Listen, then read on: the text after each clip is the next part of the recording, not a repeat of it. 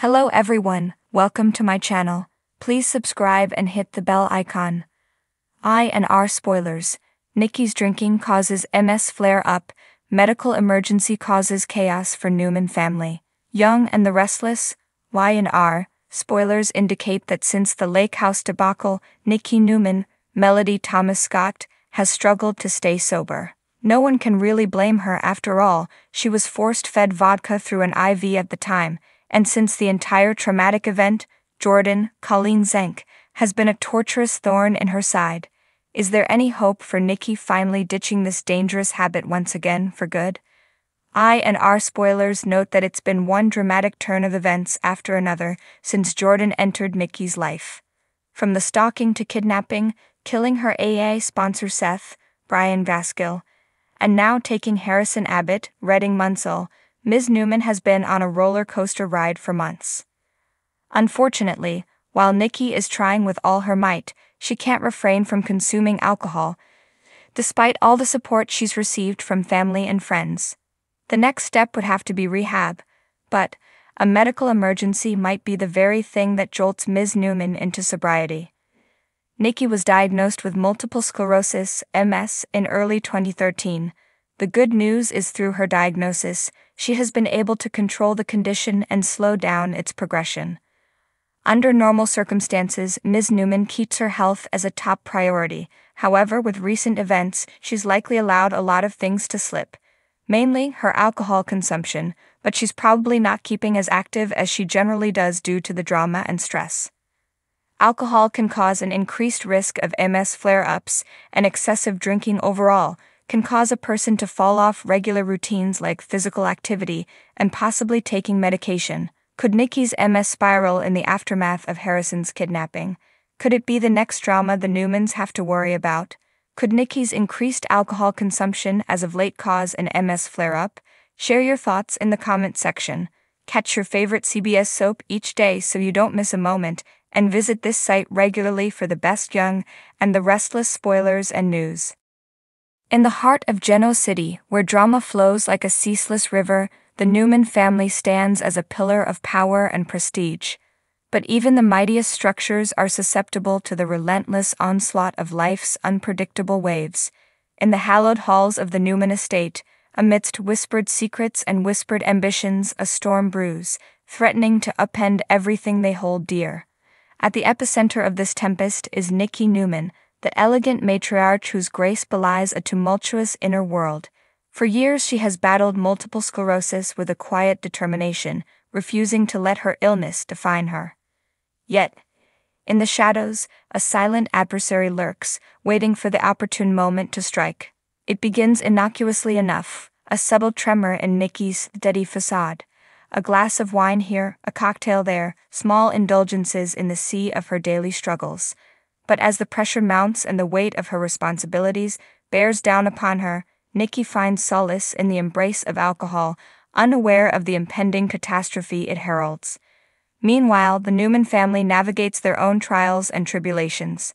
Victor, the patriarch, stands resolute in his quest for dominance, his iron will unyielding in the face of adversity.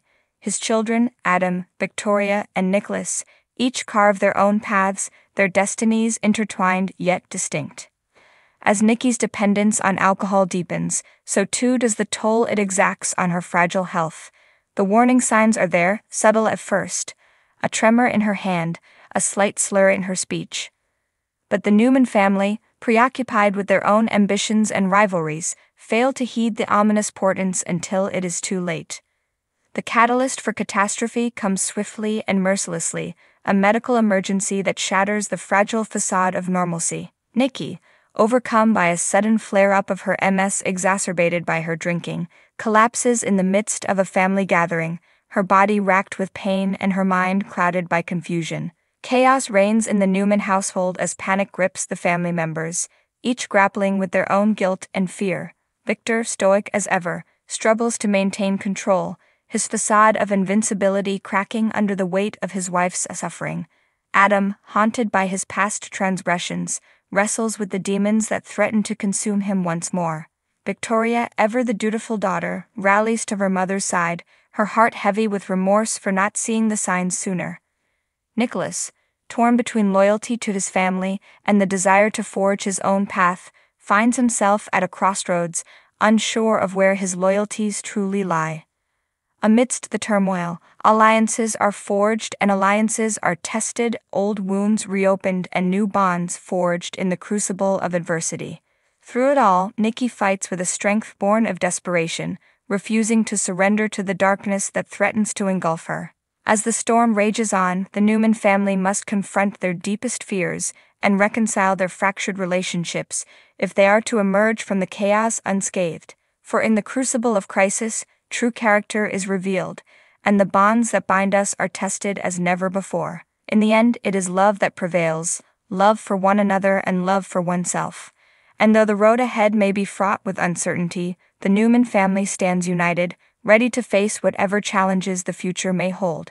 For in the crucible of crisis, they have discovered the strength to weather any storm.